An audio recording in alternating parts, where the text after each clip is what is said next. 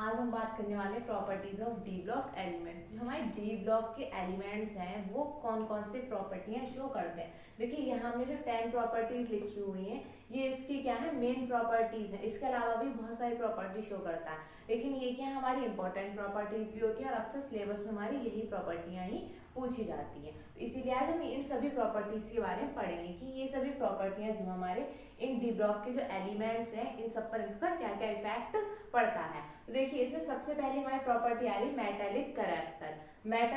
Metallic क्या बता रहा है हमें कि ये सभी डी ब्लॉक के जो एलिमेंट हैं वो मेटल होते हैं। तो मेटेलिक यानी कि मेटल है तो क्यों है, मेटेलिक कैरेक्टर क्यों शो कर रहे हैं। तो देखिए हमने पढ़ा था डी ब्लॉक की कितनी सीरीज होती है, तीन सीरीज पढ़ी थी, फर्स्ट सेकेंड और थर्ड वाली। ठीक है, फर्स्ट के लास्ट में क्या आ रहा था 3D 4S, सेकेंड में आ रहा था 4D 5S और इसमें आ रहा था 5D 6S। ठीक है, ये था फर्स्ट सेकंड और थर्ड जो ट्रांजिशन सीरीज थी हमारी यानी कि डी ब्लॉक सीरीज, उनके तीनों के लास्ट में फर्स्ट में आ रहा था 3D 4S, 4D 5S, 5D 6S आ रहा था।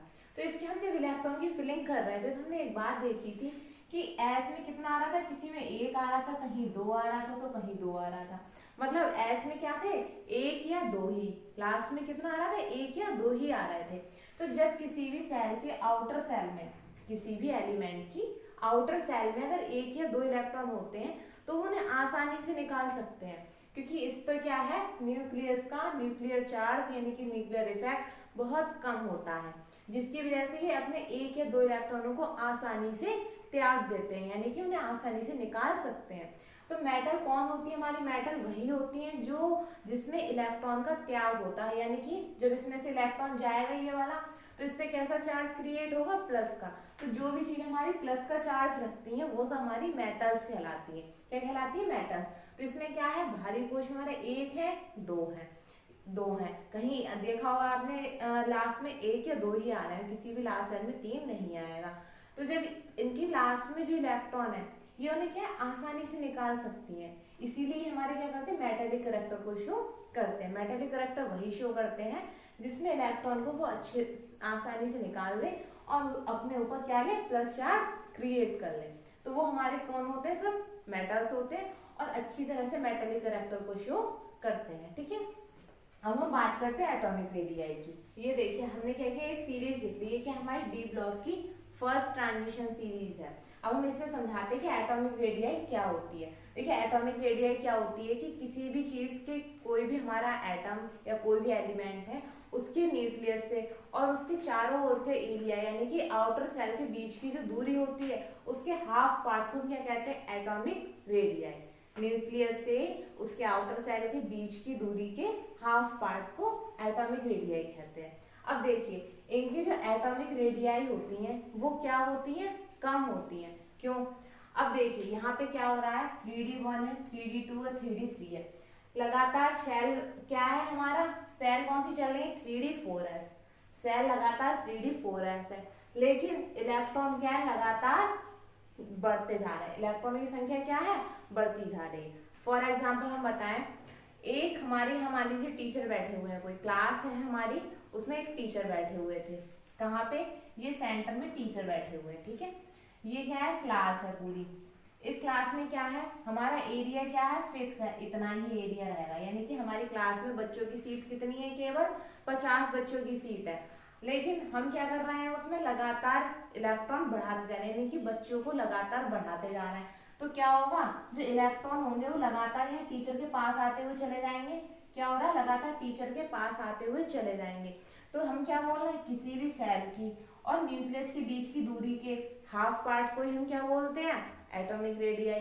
तो इसकी एटॉमिक रेडियाई क्या होगी, कम हो जाएगी। जैसे कि यहाँ पे क्या हो रहा है, सेल तो हमारी वही चल रही है, यानी कि जगह हमारी उतनी ही है जितनी पहले थी, लेकिन हम उसी जगह में क्या कर रहे हैं, बच्चों की संख्या यानी कि इलेक्ट्रॉन्स की संख्या लगातार बढ़ाते हुए जा रहे हैं। जब लगातार बढ़ाते हुए जाएंगे तो जो न्यूक्लियस है और जो सेल है उनके बीच की दूरी क्या होगी, कम होती हुई चली जाएगी। जब कम हो जाएगी तो रेडियाई भी हमारी क्या हो जाएगी, कम हो जाएगी। तो इसीलिए इनकी रेडियाई क्या होती है, कम होती है, क्योंकि सेल तो सेम चलती है लेकिन इलेक्ट्रॉन ज्यादा होने से ये क्या होती है, जो सेल होती है वो थोड़ी सी न्यूक्लियस की ओर झुकती हुई चली जाती हैं। तो इनका साइज क्या होता है, लगातार सिकुड़ता हुआ चला जाता है। इसे हम कॉन्ट्रैक्शन भी बोलते हैं, संकुचन। सेल्स का सिकुड़ना क्या कहलाता है, संकुचन। तो जब इलेक्ट्रॉन्स बढ़ते जाते हैं तो ये वाली जो सेल्स है हमारी वो न्यूक्लियस की ओर खिंचती हुई चली जाती है। इससे इनका क्या होती है, रेडियाई कम हो जाती है। तो इनकी रेडियाई क्या बोलते हैं हम, कि जो ट्रांजिशन एलिमेंट्स होती हैं उनकी जो रेडियाई है वो ऊपर से लेके नीचे की ओर घटती है। ठीक है, इसी तरह से हमारा क्या होता है, आयोनाइजेशन पोटेंशियल। जो हमारा आयोनाइजेशन पोटेंशियल है वो भी इसी बात पे डिपेंड करता है।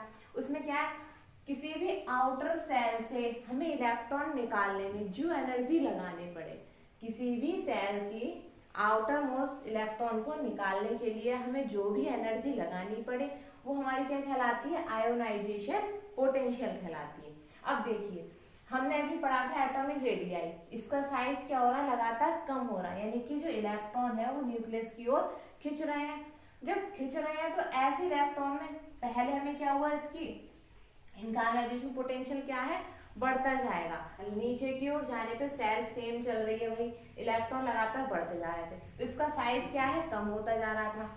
तो अब एक बात देखिए, अगर जब यहाँ पे इलेक्ट्रॉन क्या थे, न्यूक्लियस से दूर थे, पहली वाली जो हमारी SC है इसको ले लीजिए, इसमें क्या था, यहाँ पे न्यूक्लियस है, इलेक्ट्रॉन यहाँ पे थे। ठीक है, इलेक्ट्रॉन कहाँ है, यहाँ पे। नीचे आने पे मान लीजिए Ni को ले लीजिए, इसमें क्या हुआ, न्यूक्लियस था, यहाँ पे इलेक्ट्रॉन आ गए। क्यों, इलेक्ट्रॉन बढ़ते जा रहे हैं तो क्या होंगे, न्यूक्लियस की ओर खिंचते चले जाएंगे। तो जैसे ही न्यूक्लियस की ओर खिंचेंगे तो ऐसे इलेक्ट्रॉन को निकालने में हमें क्या होगा, एनर्जी ज्यादा लगानी पड़ेगी। क्यों, क्योंकि जो चीज न्यूक्लियस के जितने ज्यादा पास होती है न्यूक्लियस का, उस इलेक्ट्रॉन पे अट्रैक्शन फोर्स उतना ही ज्यादा होगा, यानी कि वो उसे उतने ही ज्यादा अच्छे से कैच कर रखा होगा, उसे पकड़ रखा होगा। ऐसे इलेक्ट्रॉन को निकालने में हमें एनर्जी ज्यादा लगानी पड़ेगी। तो इसी से इनका आयोनाइजेशन पोटेंशियल क्या होगा, नीचे की ओर बढ़ता जाएगा। मतलब क्या है, यहाँ पे ऊपर से लेके नीचे तक इलेक्ट्रॉन की संख्या बढ़ने से इसका क्या है, न्यूक्लियर चार्ज बढ़ता जा रहा है।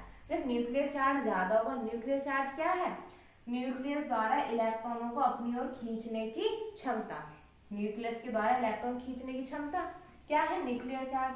जब न्यूक्लियर चार्ज बढ़ता जाएगा तो ऐसे इलेक्ट्रॉन को निकालने में हमें ज्यादा एनर्जी लगानी पड़ेगी। फॉर एग्जांपल, कोई बच्चे क्या है, जैसे हमारे क्लास में होता है, जो बच्चे टीचर के पास होते हैं वो थोड़ा कम बोल पाते हैं, थोड़ा कम शैतानी कर पाते हैं, लेकिन जो बच्चे टीचर से दूर होते हैं वो शैतानी थोड़ा बहुत कर लेते हैं, ये क्लास से जल्दी बाहर भी चले जाते हैं। लेकिन जो टीचर के जस्ट पास में होता है, उनके सामने होता है, वो बच्चे जल्दी क्लास से बाहर नहीं जा पाता है। वही यहाँ पे है, जब इलेक्ट्रॉन हमारे न्यूक्लियस के ज्यादा पास होंगे तो वो उन्हें हम निकालेंगे। अगर जो बच्चा टीचर के पास बैठा है, अगर बाहर से कोई उसे निकालना चाहे, क्लास से बाहर बुलाना चाहे, तो उसे ज्यादा मेहनत करनी पड़ेगी, बार बार उसको तरह तरह के कुछ ना कुछ करना पड़ेगा कि इस तरीके से उस तरीके से बहाने बनाने पड़ेंगे इसको निकालने के लिए।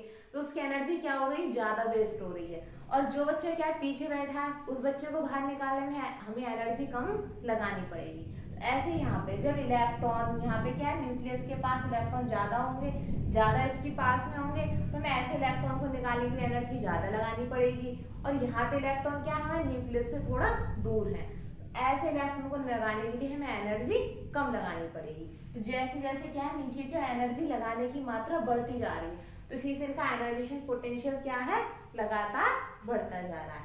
अब हम बात करते हैं इसके मेल्टिंग पॉइंट की। देखिए मेल्टिंग पॉइंट भी क्या है, मेल्टिंग पॉइंट जो होता है हमारा अनपेयर्ड डी इलेक्ट्रॉन किस पे डिपेंड करता है, हमारे अनपेयर्ड डी ऑर्बिटल्स के नंबर पर, यानी कि जितने ज्यादा अनपेयर्ड इलेक्ट्रॉन होंगे डी ऑर्बिटल में उतने ही ज्यादा उसका मेल्टिंग पॉइंट होगा। तो इसके हिसाब से क्या होता है, इस सीरीज में क्या होता है, 1 से लेके 3 तक तो मेल्टिंग पॉइंट बढ़ता जाता है, लेकिन 5 से लेके 10 तक लगातार हमारा मेल्टिंग पॉइंट जो है वो घटता हुआ चला जाता है। अब हम बोल रहे थे कि अनपेयर्ड इलेक्ट्रॉन की प्रेजेंस पे निर्भर कर रहा है, लेकिन यहाँ पे तो अनपेयर्ड थे तो इसे ज्यादा मेल्टिंग पॉइंट शो करना चाहिए, लेकिन ऐसा नहीं है। आपने कहा कि ये यहाँ से यहाँ तक घट रहा है, तो देखिए इसका रीजन क्या है, 1 2 3 इनमें क्या है, अनपेयर्ड डी जो इलेक्ट्रॉन होते हैं वो कोवैलेंट बॉन्ड बनाने में हेल्पर होते हैं। तो जितने ज्यादा कोवैलेंट बॉन्ड बनते हैं, जितने ज्यादा डी इलेक्ट्रॉन होंगे उतने ही ज्यादा हमारे कोवैलेंट बॉन्ड बनेंगे। तो जितने ज्यादा कोवालेंट बॉन्ड होंगे उसके लिए तोड़ने में हमें उतनी ही ज्यादा एनर्जी लगानी पड़ेगी, तो उसका मेल्टिंग पॉइंट उतना ही ज्यादा होगा। अब यहाँ पे क्या हो रहा है, देखिए क्रोमियम के केस में 3D में क्या है 5, तो ये हम पहले ही पढ़ चुके थे। ये अपने 5 क्यों करता है, हाफ फिल्ड स्टेबल होने के लिए। तो ये यहाँ पे कैसा बैठा हुआ है, हाफ फिल्ड स्टेबल। तो ये अपने इलेक्ट्रॉनों को जल्दी लूज नहीं करना चाहता, यानी कि अपने इलेक्ट्रॉनों को जल्दी निकालना नहीं चाहता है, क्योंकि जैसे ही अगर ये एक इलेक्ट्रॉन भी निकाल दिया तो क्या हो जाएगा 3D4 हो जाएगा। क्या होगा 3D4। 3D4 होते ही ये कैसा हो जाएगा, हमारा अनस्टेबल हो जाएगा। तो ये अपने को अनस्टेबल होने से रोकने के लिए, अपनी स्टेबिलिटी को बनाए रखने के लिए ये अपने इलेक्ट्रॉन जल्दी नहीं निकालता है, इसीलिए इसका मेल्टिंग पॉइंट क्या हो जाता है, कम। इसमें भी यही बात है, और इसमें क्या है 3D6 है। अब अगर हम इसका बॉक्स बनाएंगे तो 3D में कितने बॉक्स बनते हैं, 5 बॉक्स। कितने इलेक्ट्रॉन आए इसमें, 4 ही आए।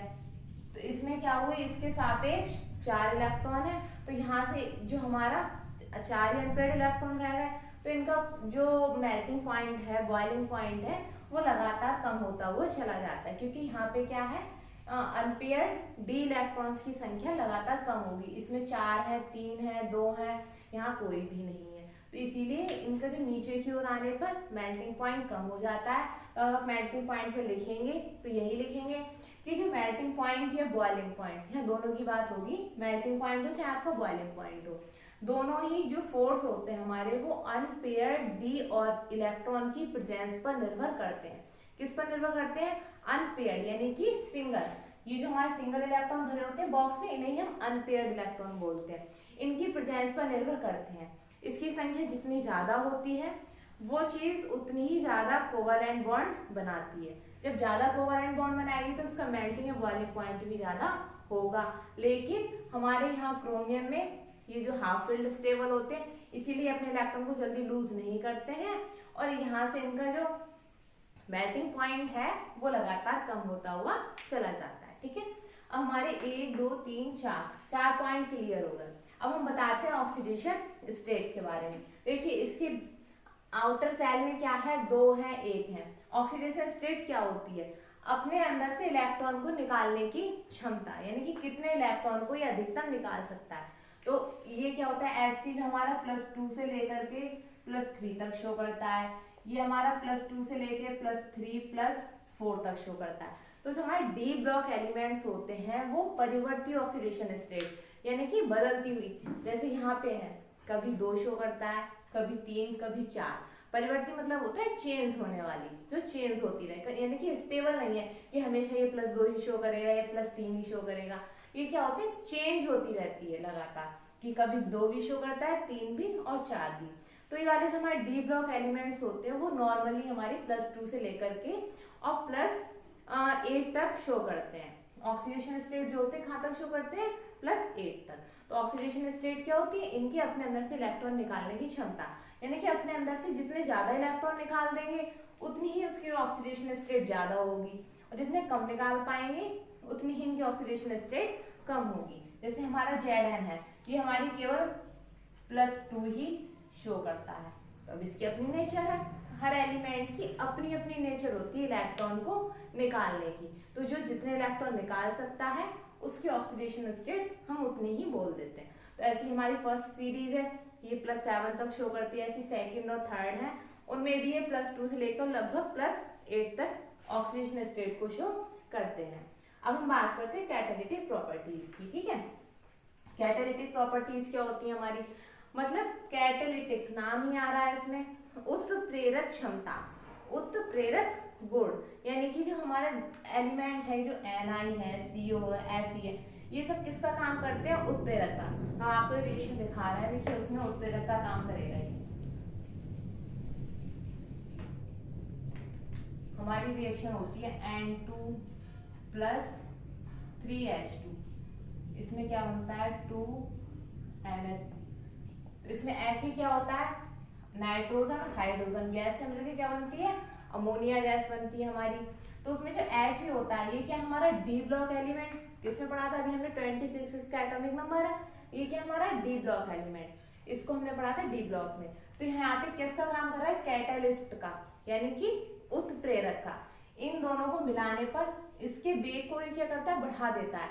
इससे हमारा प्रोडक्ट जल्दी बन जाता है। ऐसे NI जो है, जो भी हमारा ये वेजिटेबल ऑयल होता है, उसे बनाने में निकल जो, वो भी हमारा डी ब्लॉक का एलिमेंट है, उसका ही हम यूज करते हैं। वो भी वहां पे कैटालिस्ट, यानी कि रिएक्शन के रेट को बढ़ाने या घटाने के लिए जिस भी कंपाउंड जिस भी एलिमेंट का यूज करते हैं, वो सब हमारे कैटालिटिक प्रॉपर्टी वाले कहलाते हैं। तो जो डी ब्लॉक के एलिमेंट्स होते हैं ना, बहुत सारे एलिमेंट हमारे कैटालिस्ट का वर्क करते हैं, जैसे Fe है, Ni है, CO है, ये सब हमारे कैटालिस्ट का वर्क करते हैं।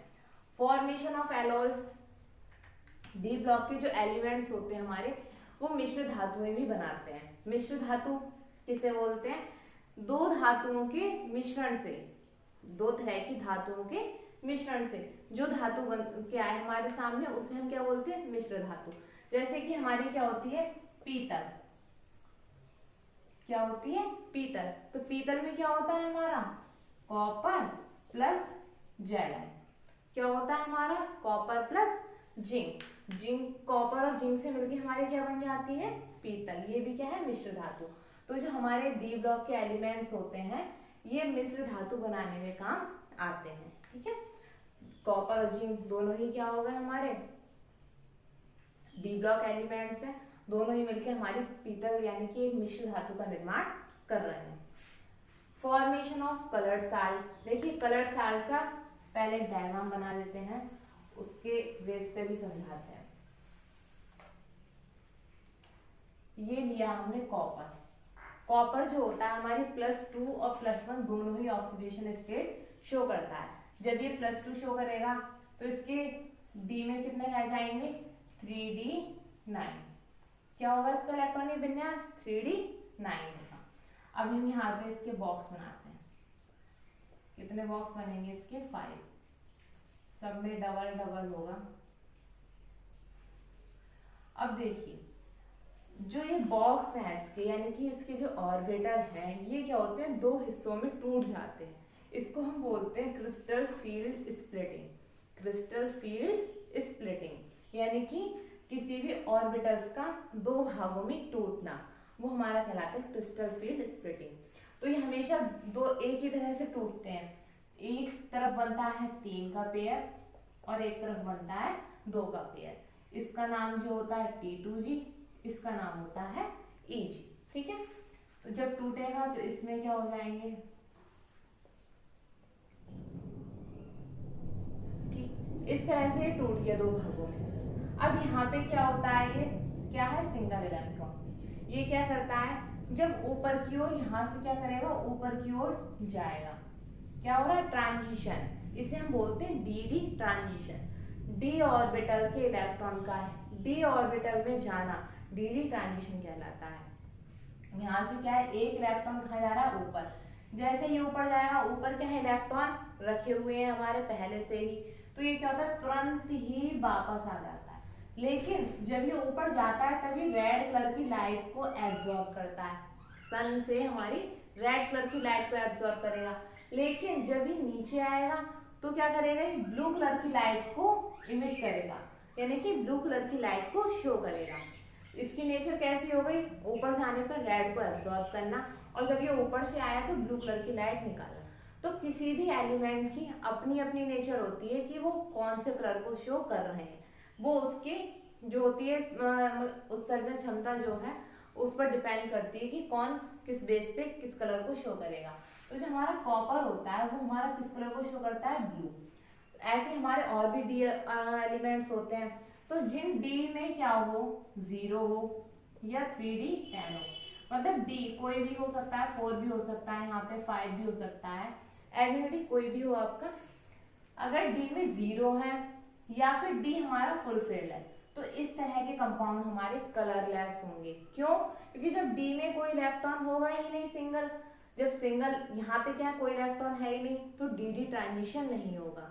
यहाँ पे क्या है, सारे इलेक्ट्रॉन फुलफिल है, एक भी सिंगल इलेक्ट्रॉन नहीं है। तो जब सिंगल इलेक्ट्रॉन नहीं है तो इसमें डी ट्रांजिशन नहीं होगा। डी ट्रांजिशन हमेशा सिंगल इलेक्ट्रॉन, यानी कि जहाँ पे अनपेयर्ड इलेक्ट्रॉन होंगे वहीं पे हमारा डी ट्रांजिशन होगा। जब इसमें डी ट्रांजिशन नहीं होगा तो ये कोई कलर भी शो नहीं करेंगे। तो ऐसे कंपाउंड हमारे क्या होंगे, सब कलरलेस, या तो डी में 0 हो या फिर डी में 10 हो, वो सब हमारे कलरलेस कंपाउंड होंगे। तो जब भी अगर आपके डी ब्लॉक के एलिमेंट से कोई भी क्वेश्चन आए कि ये एलिमेंट्स जो है कलर्ड है और ये वाला कलरलेस है, तो क्यों, हम सीधा सीधा रीजन देंगे, इसमें डी डी ट्रांजिशन होगा इसलिए ये कलर शो करेगा, इसमें डी डी ट्रांजिशन नहीं होगा इसलिए ये कलरलेस होगा आपका। ठीक है, अब हम बात करते हैं फॉर्मेशन ऑफ कॉम्प्लेक्स साल्ट की। कॉम्प्लेक्स साल्ट क्या होते हैं कि मतलब एक हमारा कोई भी एलिमेंट किसी दूसरे एलिमेंट या फिर दूसरे कंपाउंड के साथ मिलके जो भी एक कॉम्प्लेक्स साल्ट बनाएगा वो हमारे कॉम्प्लेक्स कंपाउंड कहलाते हैं। NiCl4 + 2, ठीक है, NiCl4। तो Ni क्या है, इसमें हमारा एक डी ब्लॉक एलिमेंट है, ये क्या है, कोई हमारा दूसरा एलिमेंट है, तो इसके साथ संयोग करके इसने क्या करा, एक कंपाउंड बना लिया। क्या करा, एक कंपाउंड बना लिया, तो ये हमारे क्या कहलाते हैं, कॉम्प्लेक्स कंपाउंड। तो जो डी ब्लॉक के एलिमेंट्स होते हैं वो कॉम्प्लेक्स कंपाउंड बनाने की नेचर रखते हैं हमारे। Formation of interstitial compound. Interstitial मतलब क्या होता है, कुछ डी ब्लॉक के एलिमेंट्स क्या होते हैं, मान लीजिए Ni था, इस तरह से इसके जो एटम थे वो आपस में अटैच थे, इसके बीच हम क्या देखेंगे, ये क्या है, कुछ खाली जगह है, इन खाली जगह में क्या हुआ, जो H है, B है, C है, N है, इस तरह के क्या है, नॉन मैटर अधातु HbCN वगैरह हमारे क्या होते हैं, नॉन मैटर होते हैं। इनका साइज क्या होता है, बहुत छोटा होता है, इनका साइज इनकी तुलना में बड़ा होता है। तो जो किसी भी कंपाउंड का जो क्रिस्टल होगा, Ni का भी हो सकता है, कॉपर का, मतलब किसी भी डी ब्लॉक के एलिमेंट का जो क्रिस्टल होगा उसके बीच में क्या होती है, खाली जगह होती है। तो ये वाले एलिमेंट इन खाली जगहों में आकर के शिफ्ट हो जाते हैं, इनमें बैठ जाते हैं। तो इस तरह से जो हमारे सामने कंपाउंड बन के आता है उसे हम इंटरस्टिशियल कंपाउंड्स कहते हैं, यानी कि किसी भी अधात्विक परमाणु और डी ब्लॉक एलिमेंट के परस्पर संयोग से जो भी कंपाउंड बनते हैं उन्हें हम इंटरस्टिशियल कंपाउंड कहते हैं। तो यह होगा हमारी डी ब्लॉक एलिमेंट्स की 10 मेन प्रॉपर्टीज। ओके।